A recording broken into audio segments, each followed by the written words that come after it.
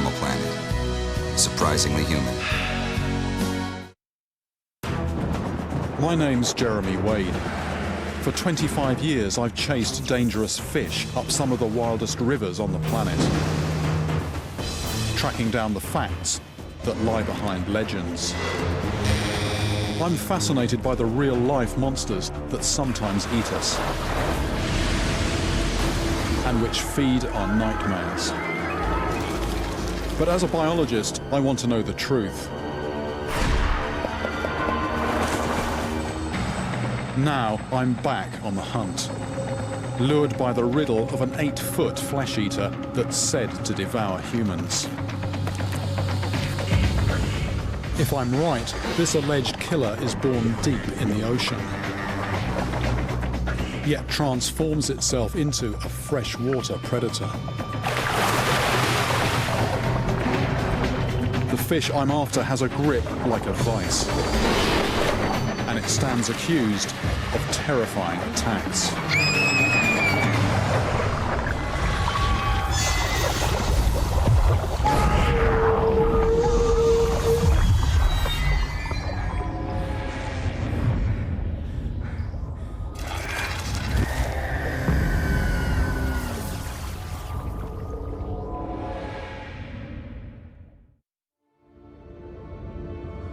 Imagine a landmass cut off from the rest of the world for 80 million years. A wilderness of impenetrable forests and lakes almost twice as deep as Loch Ness. Now suppose that in the cold, dark waters of this lost world lurks a predator big enough to kill a man. This was virtually the last place on Earth to be discovered. When the Maori came here barely 800 years ago, there was one animal they revered above all others. I've always thought of New Zealand as a totally safe place to get in the water, but just recently, 2 separate reports have caught my eye and made me think again. One incident concerns a young man, Clint Haynes, who was out on a remote lake in New Zealand's South Island.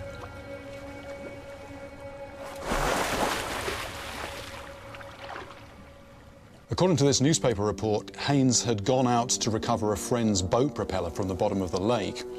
He knew the lake well, or at least he thought he did.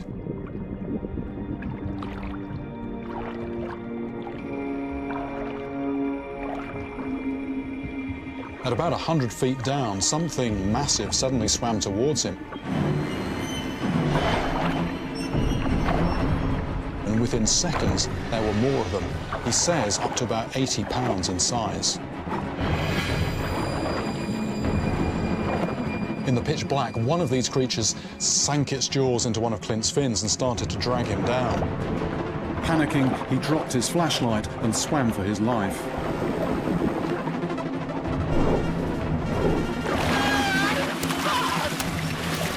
Clint's wife, Bev, remembers how this aggressive pack actually pursued him to the surface, where Clint was screaming to get out. He'd come up so fast from deep water that he collapsed with the bends. Haynes survived the attack, but was plagued by nightmares. For Ian Sutherland, another diver working in northern New Zealand, a similar encounter proved to be more violent. The creature in this case was already a local legend. Its head was reportedly a foot across.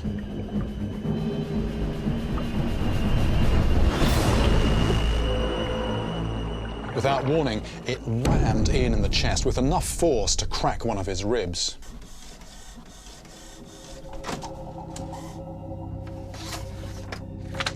By all accounts, the animals that grabbed and thumped these 2 divers were supersized eels. Now, I've heard about monstrous sea-dwelling eels. Some, like this European conger, can grow to 10 feet long. And the giant moray is a seriously large animal, certainly big enough to attack humans. One well-known account here of a diver getting his thumb ripped off and eaten. But the idea that a freshwater eel could ever be huge or dangerous comes as a real surprise. New Zealand, in fact, has 3 kinds of freshwater eel. The speckled eel grows to around 6 feet long, but it's off my suspect list because it doesn't live in the lake where Haynes was attacked. At little more than 4 feet long, the short-fin eel is simply too small to fit the bill. The most likely perpetrator is the longfin, an eel that's unique to New Zealand and which is known to grow to at least 6 feet.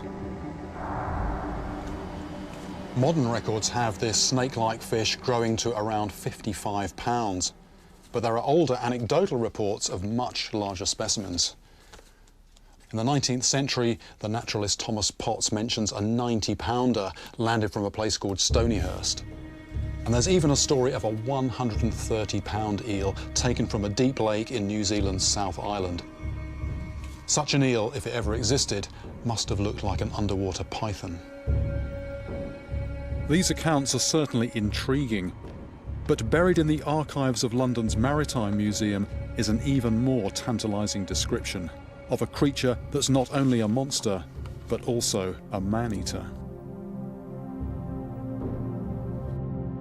Some 240 years ago, British explorer James Cook painstakingly mapped the coastline of New Zealand. As he did so, he gathered information from the Maori inhabitants about native wildlife. And in one of his many journals, he alludes very specifically to a man-eating monster.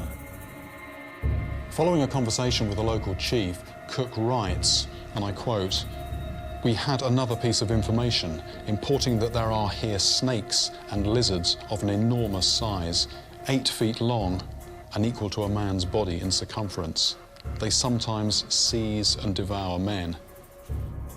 According to Cook, the chief actually drew a picture of one of these creatures to show what he meant. But the obvious conclusion that this beast must be a python or possibly some kind of huge lizard simply can't be right. What makes this account so intriguing and also so problematic is that there are no snakes or any large reptiles in New Zealand, and there never have been. As I head for New Zealand, my prime suspect for Captain Cook's devourer of men is not a snake, but a fish that looks like a snake. It's a theory that seems more plausible when you consider Maori folklore.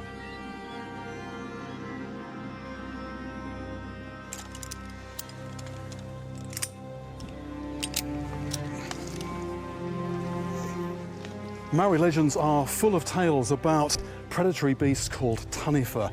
Now, these potentially very dangerous creatures are quite slippery customers, and sometimes they take the form of a giant eel. I'm starting my search for a giant longfin at a place called Mangawhitakau, near Waitomo, on New Zealand's North Island. Supposedly, there are eels that have lived in this cave for at least 30 years and have never seen daylight.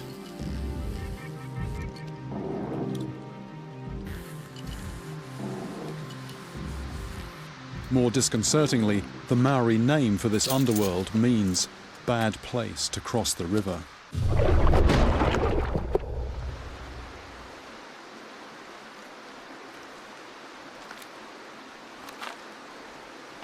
Eels are at the heart of Maori culture. Legend has it that they all sprang from a single huge ancestor. The story goes that there was a drought up in heaven and a giant eel was sent down to earth to try and find water for the gods. But while it was here, it tried to seduce the wife of Maui, who was the most powerful of the Maori gods. And enraged, Maui fought with the giant eel and hacked it in two, and the severed head gave rise to all the seawater eels, and the tail, so the story goes, gave rise to all the freshwater eels. Even with a flashlight and a headlamp, I'm straining to see more than a few feet. I've no idea what might be lurking here, but to tempt something out of the shadows, I decide to dip a piece of meat into the water.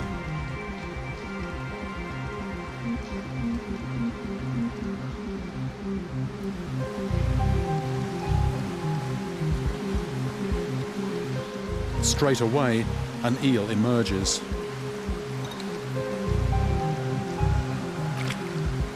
This one isn't huge, but it is surprisingly bold.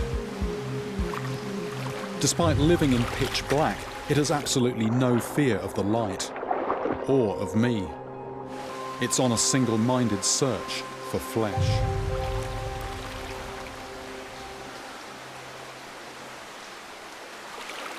Yet this carnivorous instinct doesn't, on its own, make the longfin a killer. I want to find out if they can get big enough and aggressive enough to be seriously dangerous to people. Could they ever be, in the words of Cook, devourers of men?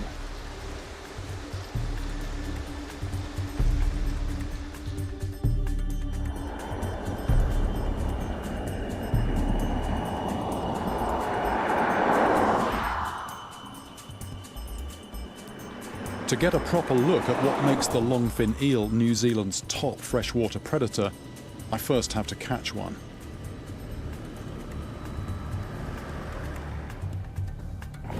When it comes to bait, anything goes. Fresh roadkill could be worth a try.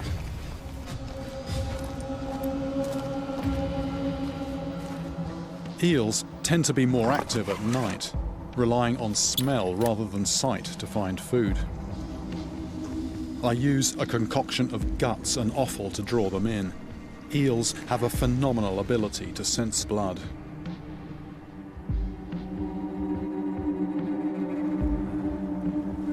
My two rods are each equipped with an electronic alarm, primed to go off if something makes a grab for the bait.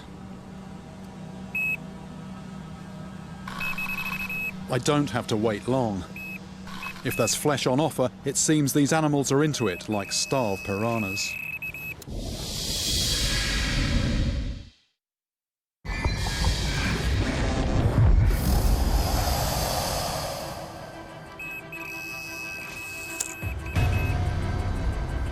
With some fresh roadkill on the end of my line, I've hooked my first longfin eel. Even with the small one, I have to take special care, because these fish have poisonous blood. The serum contains a neurotoxin that can kill dogs. And just a splash into my eye or a cut as I try to unhook it could land me in serious trouble. Doesn't feel like a normal fish at all. Very, very smooth skin. They do actually have scales, but they're embedded under a layer of skin. Not very big eyes. They don't really use their eyes to hunt, but they do use smell. And you can see what looks like a pair of horns on the front of the head there. In fact, these structures are tubes that funnel water into enlarged nasal chambers. The eel's sense of smell is even more sensitive than that of a great white shark. Having zeroed in, an eel grabs its prey with powerful jaws that bristle with hundreds of teeth. Well, you can see why people consider these to be very similar to snakes, even though they are technically fish. There are plenty of eels here, but nothing over 3 feet long. Leaving legends aside, I wonder if science can shed any light on the question of size. Just how big, in theory, could this animal grow?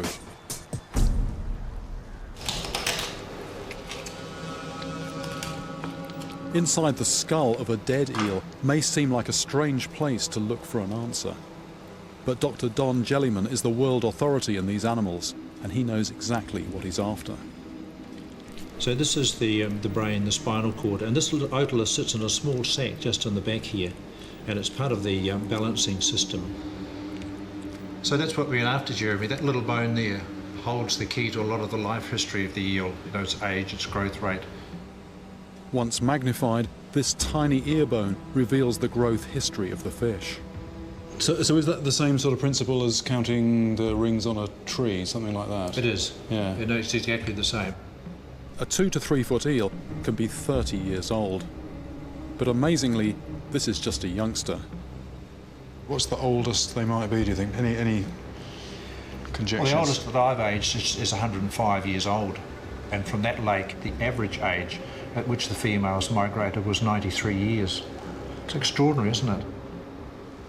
One thing I've been thinking about is this mention in Captain Cook's journals about he was told about something that was snake-like and 8 feet long. Would one of these be capable of growing to 8 feet, do you think, in ideal conditions? Yes, it's quite likely in the wild that they would have grown to a very, very large size like that. Wow, so I wouldn't dismiss that. So that could be a reliable report. And at that length, how much is that going to weigh, roughly? Yeah, well over 100 pounds at that stage. Right. Yeah. Gosh. Yes, that's a big fish. Yeah. It's a seriously big fish. So that Captain Cook report, it could have been one of these? It could well have been. It might be of interest just to have a look inside it. So we'll just do a run up through here. So, oh, there is something in here. That's the stomach, is it? That's the stomach that's there. That's quite full, isn't it? Just take a peek. I'm rather interested to know what this has got in it. With toxic blood oozing out of the eel's body, I'm careful to wash my hands. Is that another eel? It's another eel, yes. Ooh. It's well digested. Yeah. Yeah, so they can be quite cannibalistic. They're just well adapted to taking those opportunities as they arise. If there's tucker there, they're into it. Yeah.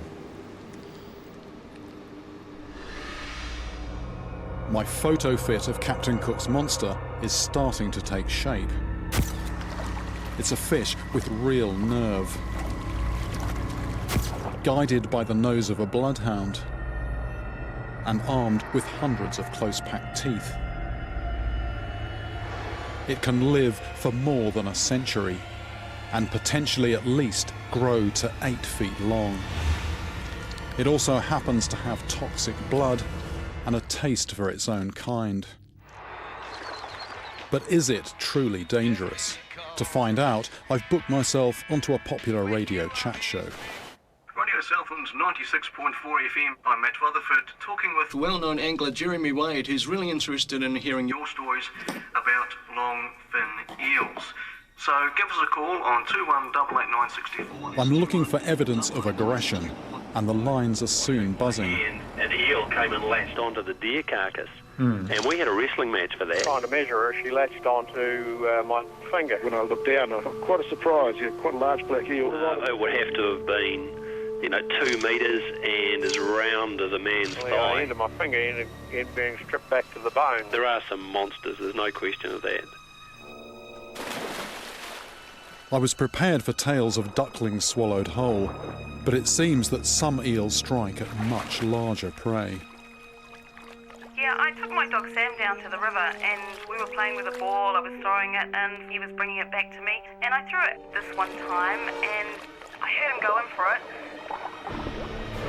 I could hear something going on, but I couldn't see him. He just disappeared under the water.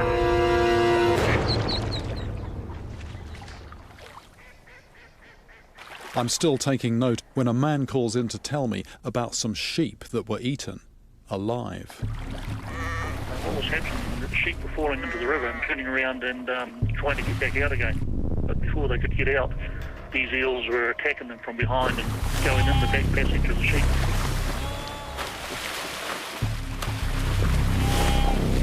Until they were pulling the intestines out and going right inside the animal and getting right up to the liver and that before it actually ceased to live. Then, to top it all, the story of a man who went skinny dipping. This rather large eel come up and grabbed them in a very peculiar sort of a place. Right, I think I'll get your address there, possibly. Yeah. Yes, and it ended up putting him in hospital. So this chap who was hospitalised, how can I put this delicately, was he missing anything when he got out of hospital, or was he just I patched think he was up? all right when he got out of hospital, but he might have been cross-eyed for a while. So. Okay. My respect for these longfins is growing by the minute, so I'll definitely take care when I'm out there trying to get my own hands-on experience. And mate, beware. Just be careful. Eel wrestling is not a good sport for tourists. Okay, thanks for the warning. Stick to bungee jumping. Going on the radio has really helped me to tap into local knowledge and very quickly get an accurate sense of what this predator is capable of. But since coming here, I've also tracked down an old newspaper report that describes a terrifying assault on a young girl. This appears to be a very clear example of an eel deliberately trying to kill a human. In 1971, 8-year-old Carol Davis wandered into a stream on her father's property. For several days previously, large eels had been attacking Mr. Davis's ducks. Then, for reasons that aren't clear, one of them decided to have a go at Carol.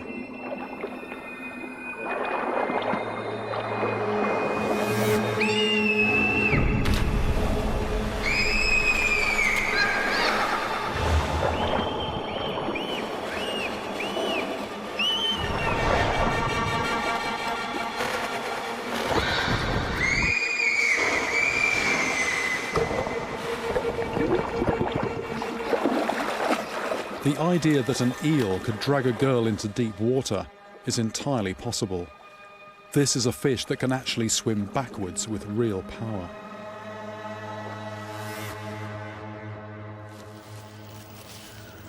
Carol's horror story has really concentrated my mind. Not only was she attacked in shallow water, her ordeal also happened in broad daylight. It makes me wonder what would happen to me under similar conditions. It's not just dark underground caves where you find eels lurking. I'm in a wildlife park where I know there are half a dozen big longfins. I'm not yet ready to try this out in the wild, where if things went wrong, I'd be miles from any help. Nonetheless, there's no such thing as a tame eel, and I've already heard enough to put me on edge.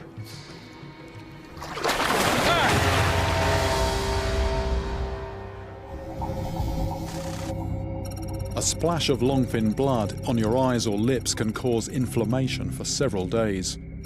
But how much would it take to kill you? The answer right after this. Just 3 teaspoons of longfin blood has enough toxin to kill a person.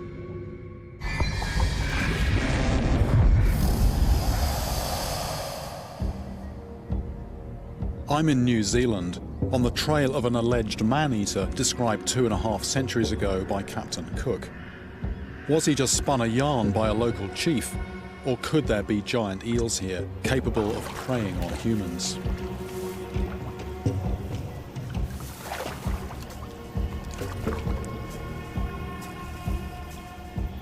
Before heading into the wilderness and doing this for real, I'm testing the water in a wildlife park, where there are half a dozen hefty eels.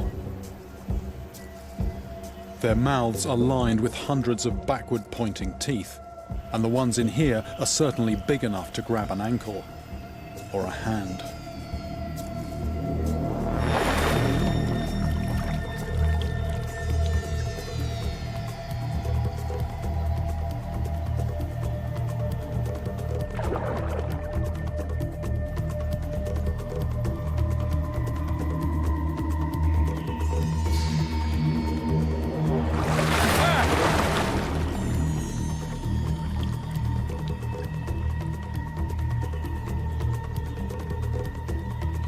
Treading in sort of roots here. The trouble is they're going to be lurking right in there. I don't want to get my toes nipped.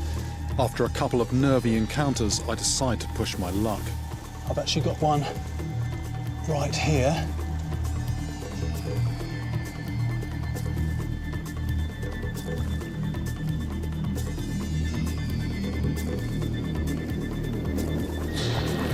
There we go. Whoa! Short and dramatic. It's my first real contact with one of these big longfin eels.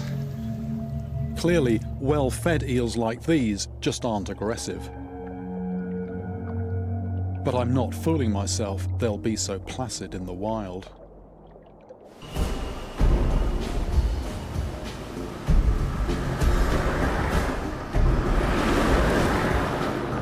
In New Zealand's South Island, I leave the beaten track and push into the mountains. Some of the biggest eels mentioned in historical records were caught from deep lakes in the interior, and this is where I'm focusing my search for a monster. On Lake Manapuri, in what feels like the middle of nowhere, I first join Evan Brunton, a man who tracks and catches eels for a living. There are parts of this lake that plunge to more than 1/4 of a mile deep, room enough for a monster to hide in, even today. So we've actually got over 1,500 feet in the middle. I mean, that's way deeper than Loch Ness. 1,500 feet's nothing for an eel. Yeah. The other night we were tracking eels 2 o'clock in the morning, and one eel was travelling right on the surface, and the other eel was travelling at 150 metres, which is 600 feet. An eel could quite happily live at the bottom of this lake. And do you think there are still big ones around? Yes, there is a few big ones from time to time. They just seem to turn up out of the blue. Evan calculates that some of the eels in this lake are over 80 years old. When you think about it, some of these eels were 20 years old at the outbreak of the Second World War.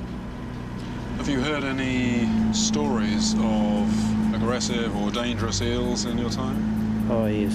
A couple of people went missing in the hidden lakes of Tiana, supposedly taken by monstrous eels.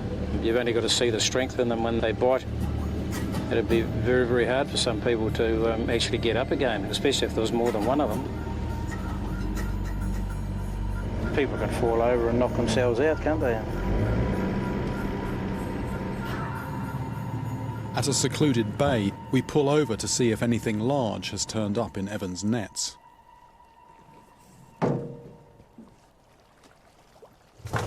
Even here, the chances of finding a giant eel are slim. But the 16-pounder that Evan hauls out is still an impressive animal. So powerful. Yeah. You can imagine that at 30 pound, could drag someone away. So there's some eels up in the Waikato that have been up to 100 pound. And they've been caught and reliably weighed? Yes, they have. Oh, gosh.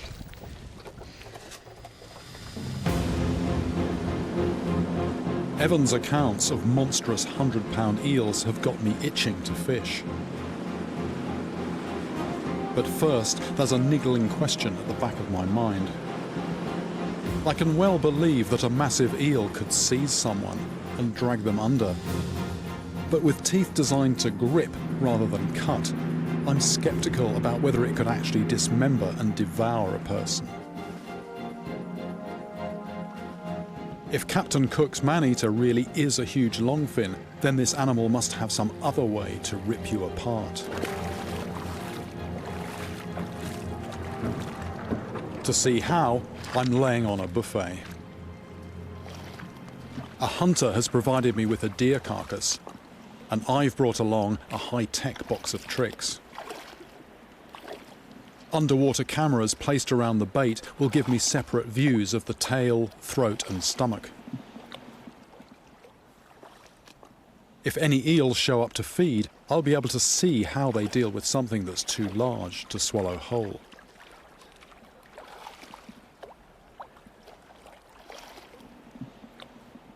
The eels I've seen got very powerful bodies and a very strong grip, but how one of these animals, even if it was the 8-foot size mentioned in Captain Cook's journal, how that could devour a person is still not immediately obvious. With my surveillance cameras switched on, I retreat to a makeshift control room. The stage is set. All I can do now is sit and wait.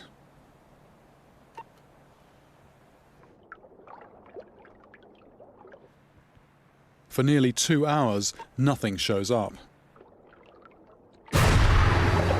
Then, out of the blue, they appear like a pack of wolves. And I catch my first glimpse of how these animals could rip you to shreds.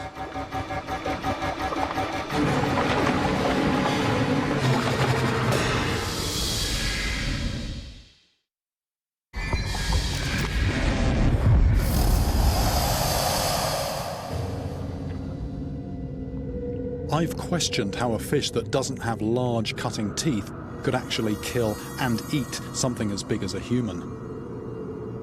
But with a deer carcass under surveillance and the night closing in, my doubts are about to be blown away. There we go. It's getting in there. Yep, it's latching on. It's actually spinning. It's spinning around. These eels are feeding like crocodiles, gripping the victim firmly, then spinning violently to twist off chunks of flesh.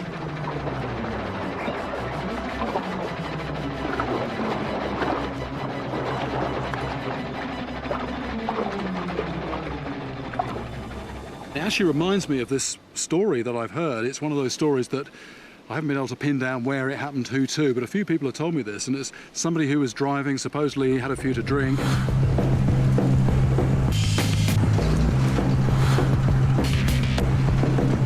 It's said that the man swerved out of control and crashed into a lake.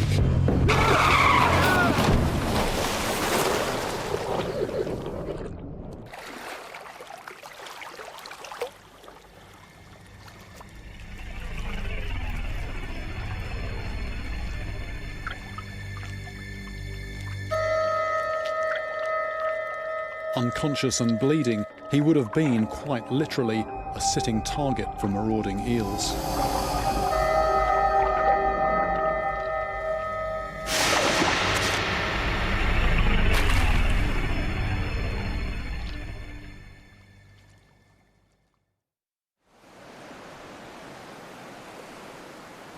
I've now seen with my own eyes how a pack of longfins could make a real mess of someone, given half a chance.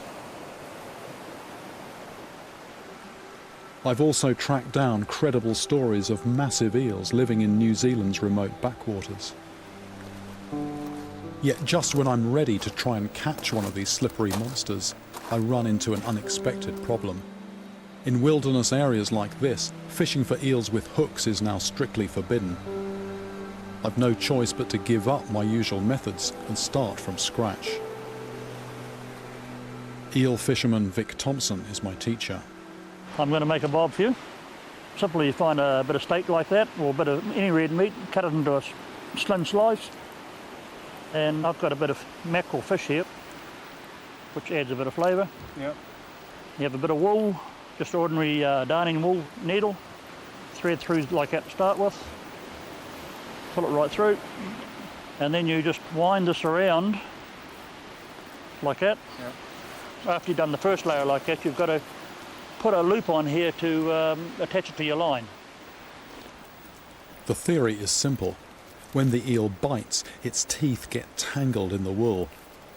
I must then drag it ashore before it shakes itself free. So there you've got your loop on your bob. Good, nice. Good bite size for an eel. So I guess the angler doesn't have the hook. The eel actually has the hook in this situation, doesn't it? The eel has lots of hooks in its mouth, so they hook onto the wool. Very low tech, but very, very effective by the sound of it. Very effective. It all sounds straightforward, but as I head for a deserted spot on a deep water lake, I'm not so sure. The method I've just learnt is a traditional Maori technique known as toi, or bobbing. One clear benefit, at least, is that with no hooks involved, there's little danger of spilling the eel's toxic blood. Assuming I can catch one. Having cast my very first hookless bait, I wait for a bite. If anywhere has super-sized eels still prowling the depths, it has to be a place like this.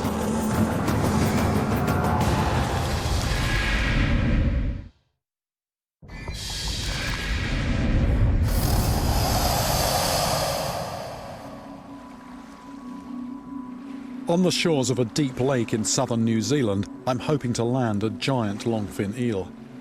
But this is the first time I've had to fish without a hook on my line, and it feels like I've been disarmed.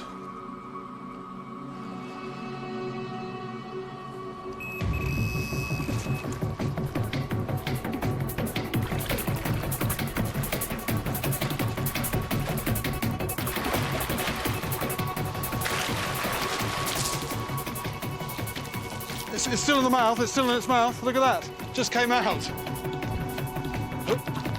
Come here.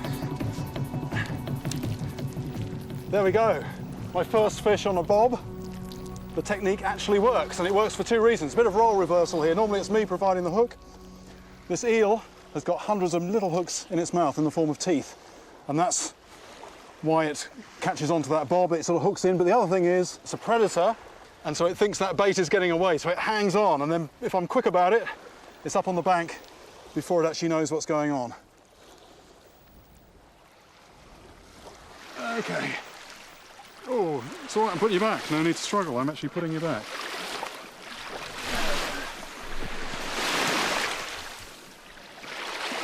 Lovely, I've just caught a fish without using a hook. It absolutely works. Spurred on by my success, I push further into even wilder backwaters, to places where few people ever fish. The eels here are as bold and as willing to strike as any I've seen.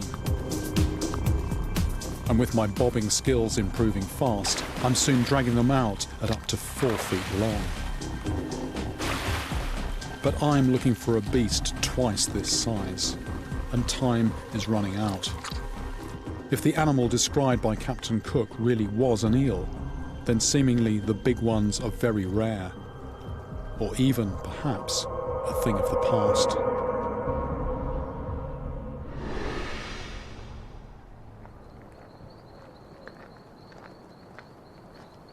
So far, the monster I've come in search of has eluded me. But I still have some unfinished business with the longfin eel that may yet help me solve the mystery. Just in my short time here, I've been hearing a lot about their aggression. I'm in no doubt that I'm dealing with a very powerful and large animal. There were those sheep dragged into the water and eaten alive, and that was actually from somebody who saw that happening. As for humans, we have a swimmer who was swimming without clothes, who had his private parts mauled, and then there was the diver having his ribs actually cracked. And then finally that newspaper report of a girl being dragged into the water. But I have to admit there is still a grain of doubt in my mind. To be totally convinced, I need to see the proof for myself. And there's only one way that I can do that.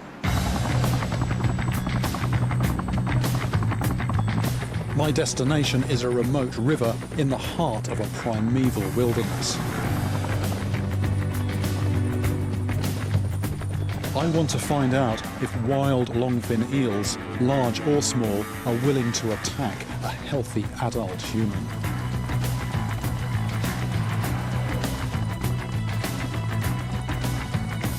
I've already been in the water with these animals, in a zoo. This time, it's going to be very different.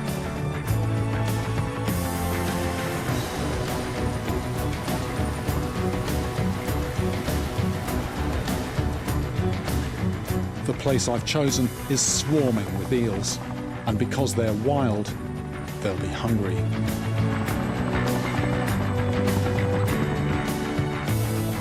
The question is, will they be bold enough to have a crack at me?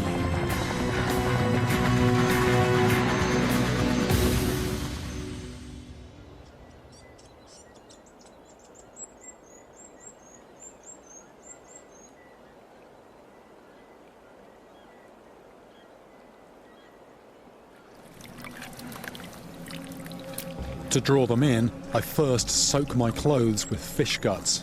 Put simply, I'm turning myself into human bait.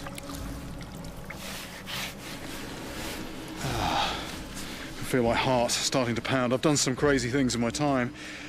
Getting into a pool with piranhas, going into murky water after snakeheads, but this has to be one of the scariest things I've done. For protection, I'm wearing chainmail gloves and a thick wetsuit, and I'll be sticking close to the bank.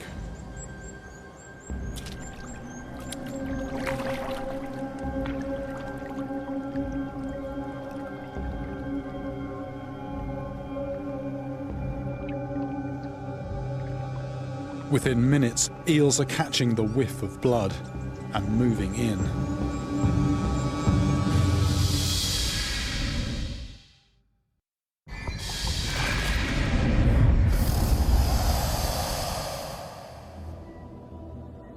I've travelled halfway around the world to find out if there's such a thing as a freshwater eel that will attack and eat a man. On a remote river in New Zealand, I've soaked myself with fish guts, and I'm offering myself as live bait.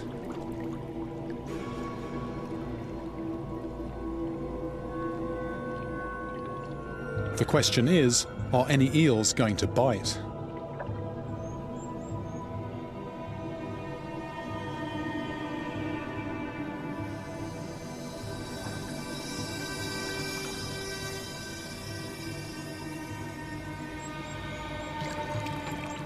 That is just so snake-like, coming out of the water with its mouth like that. I'm hoping they're going for my hands, but they seem to be interested in other parts of my clothing at the moment, which is a bit disconcerting. And even if I move my legs, I move my hands, it's not really sending them away at all. They're coming right in close. The thing about these fish, these are not fish that people feed, these are wild fish, so they are hungry. They're bumping my legs, they're tugging at my shirt, and they're coming in on my fingers as well. I'm actually wearing gloves, these are Kevlar gloves, and I wouldn't be too happy doing it without those. Ah! No, I do want to hold my ground. I mean, I've come this far, I don't want to get out too quickly. It's broad daylight, and from their point of view, I'm a big animal. But they're totally unfazed.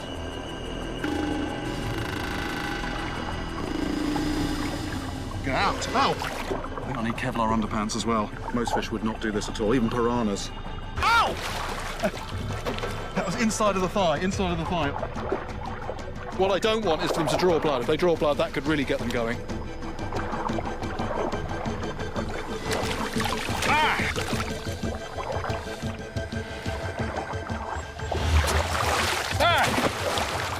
That is one aggressive fish. Ah! Look at that! Look at that! Look at that! Look at that! Look at that! Ah!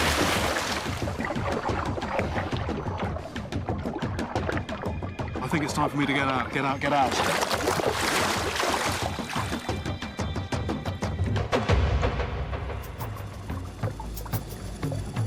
I came here wondering if the monster described so long ago by Captain Cook was, in fact, a giant eel. Short of seeing an 8-footer, I can't be sure. Yet it's clear to me that without protective clothing, these eels would have ripped into my flesh and tried to eat me alive. And with this animal, it isn't just about size.